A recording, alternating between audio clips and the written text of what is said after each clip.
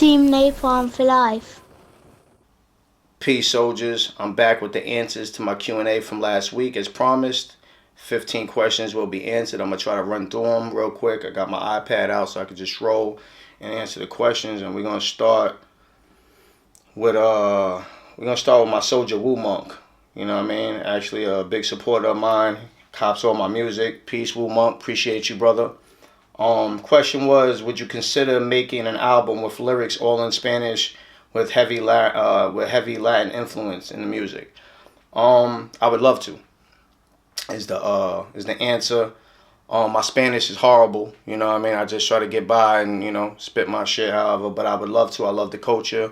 Shout out to all my Latinos worldwide. You know what I mean? I'm a proud Puerto Rican brother with a splash of Brazilian in me. So, you know what I mean? I love my Latinos, and yeah, I would love to do it. I love cats like that's doing their thing, Bad Bunny. I love Tego from, back in the days. I got a lot of love for, certain cats that's doing their thing, that bring that real authentic shit, you feel it from the heart, you know what I mean, from the hood or whatever. Yeah, moving on. Mr. Branco 81, I got you, brother. He wants to know how did I get started, you know what I mean? He knows that I started out with Ninth Prince or whatever, but he wants me to elaborate. Just, always had a love for hip-hop growing up, you know what I mean, Staten Island. We used to listen to the Mr. Magic show, it was like the only hip-hop show on the station at that time, the early days. They playing EPMD and Big Daddy Kane, Rakim, all that early fly shit.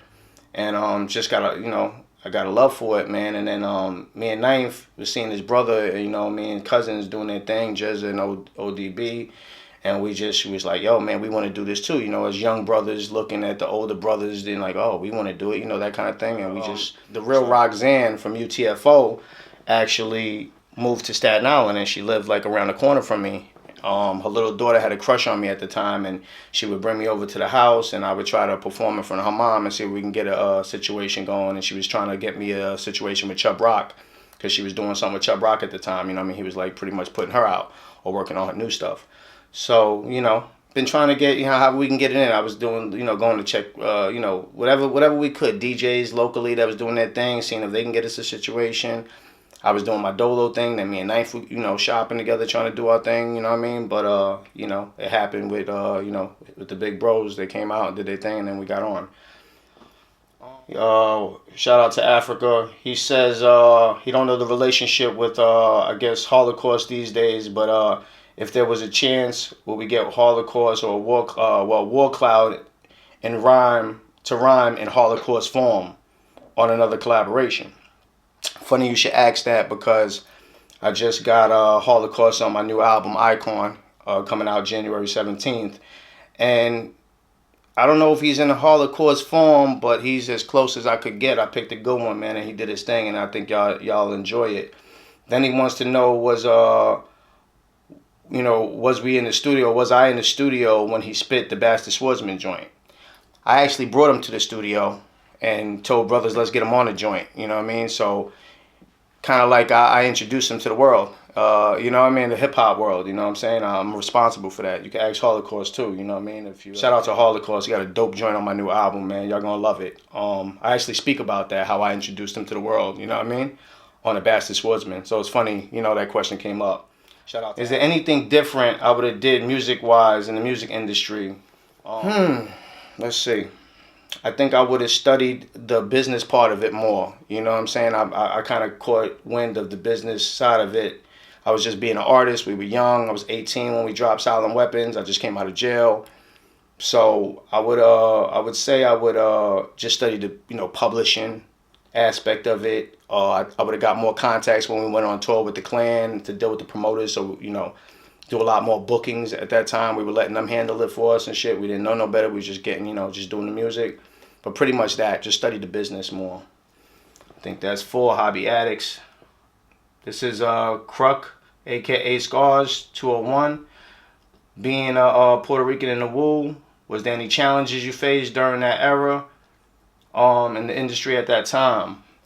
I think it was hard. I think Puerto Ricans been fighting for their respect in hip-hop since day one. You know what I mean? I'm sure Charlie Chase had to deal with it back in the days, you know what I mean, from the legendary group that broke in.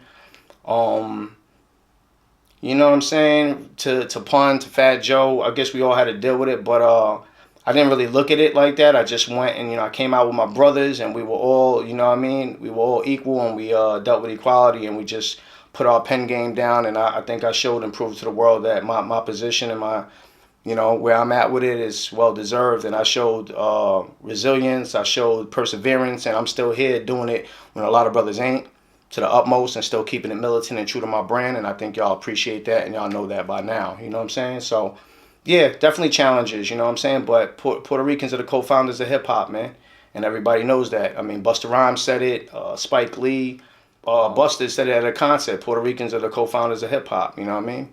The graffiti aspect of it, break dancing, Crazy Legs, and all of them brothers. I mean, whoever don't know, now you know. Go do your research. The great. What's your favorite album in the world? That was 5. This is 6.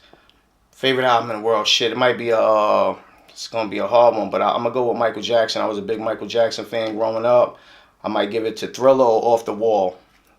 They like, side by side. 6. That's moving on. That's from Verbal Knowledge. Arson. Peace. Boom. 7. What were your feelings when I wrote the verse for Feel It? It's a good one. That's from Obscured Sampology. If I'm getting it wrong, apologize. You know who you are. I was just, it was an emotional track. It brought emotions out of brothers. We were all spitting, real life shit, and I just got into my feelings on that one, man. I touched into my emotional side, and I just. Have you ever seen a grown man cry? That's real shit. Have you ever asked a grown man why? Why do you feel that way inside? A lot of people think it's like, it makes you weak if you cry as a man, or, we grown up, to be macho, a lot of men, and, you know what I mean?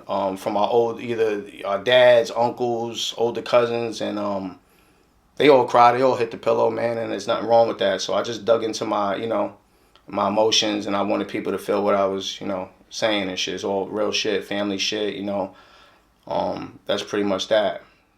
How did Killer Army, half SI and half Steubenville, Ohio come together? What was the common link? Fourth disciple, he asks. Why no Killer? Alright. So that's I believe this is 8. Ninth moved out there. He's the common denominator. When I was locked up, I went on the run and I went to Ohio, and that's when I linked up with the rest of the brothers, and that's when I did what was it? Camouflage Ninjas was the first track I actually laid for the Killer Army project, and I did that while I was on the run. And so pretty much that's it. Fourth disciple wasn't the common denominator. It was Ninth. Ninth had his father that lived out there. His mom lived in Staten Island, right across the street from me, and that's pretty much that. How did Killer Army meet Fourth disciple and General Wise? Number 9.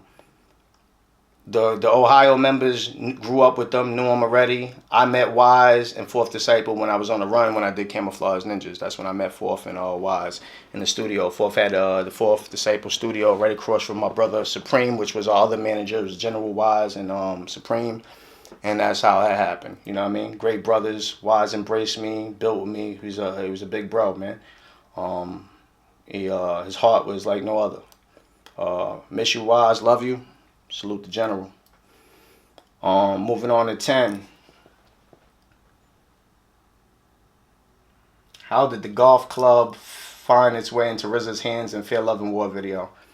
I don't even know, brother. I think Beretta might have had the golf club. I don't even know where they got the golf club, but RZA just grabbed it and did his thing with it, really, to be honest with you, man. That's the best. I can't even remember, man. 11. What is my writing process? So my writing process changes throughout the years, man. I used to just put a beat on and just start, thinking of thoughts, conjuring some shit up.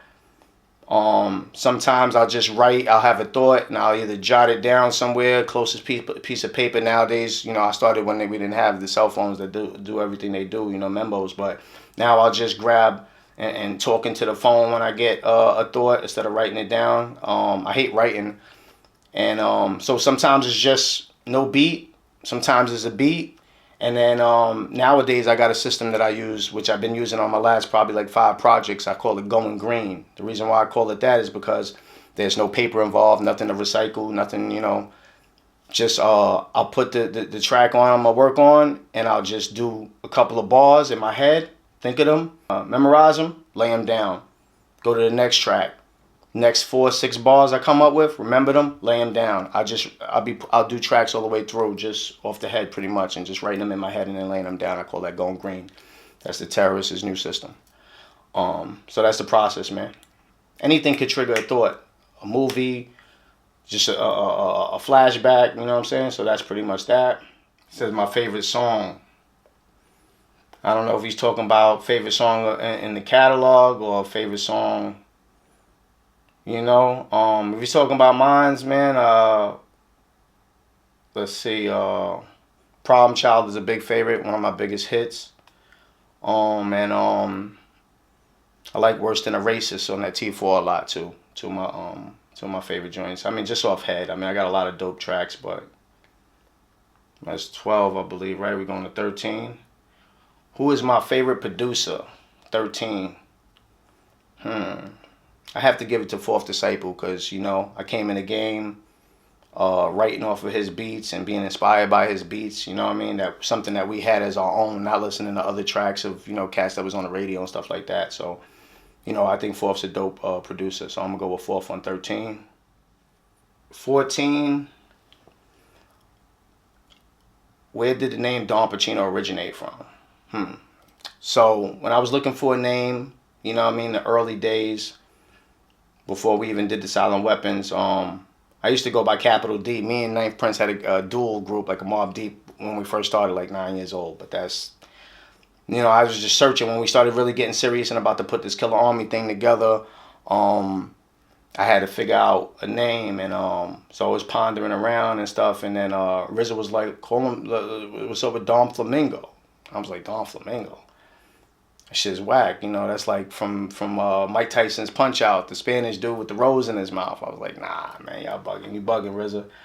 And so I said, let me go with Dom. I said, let me keep it original and go with Dom, which comes from my government name. And I was always like, you know, I like gangster flicks, and, you know, we street cats, so we grew up on Scarface and shit like that. So I was like, I like the way Pachino sounds, but I don't want to spell it the same way Pachino spells it. So I threw the H in it, and I went with Don Pachino, you know what I mean? And then, you know, my AKA is PR Terrorist, and everybody had their militant names, you know, Shogun the Assassin, Beretta 9, we all had like military names, and I went with the AKA PR Terrorist. So that's how it came upon. I mean, I put my name together like that. That goes. That's 14. 15, what happened to Just the Barber? Just the Barber is that's like, I consider that my brother. You know, he lived with me for years, and we grew up since 3rd grade together. He's Team Napalm, you know what I mean, from the beginning. He's seen it all, man. We smoked our first blunts together, drunk our first 40s, you know what I mean? That's a brother of mine. He passed away. And he passed away. He started messing with the drugs, man, and he passed away on an overdose, you know what I'm saying? And shit broke my heart, man, you know what I'm saying? But shout out to Just the Barber, man. You're still here with me in spirit, brother, and I'm doing this shit, you know what I mean, represent for you. So yeah, Just the Barber, you know, he passed away. That's my bro. Rest in peace, brother. Love you. That's it. That wraps up the 15 answers for you guys as promised.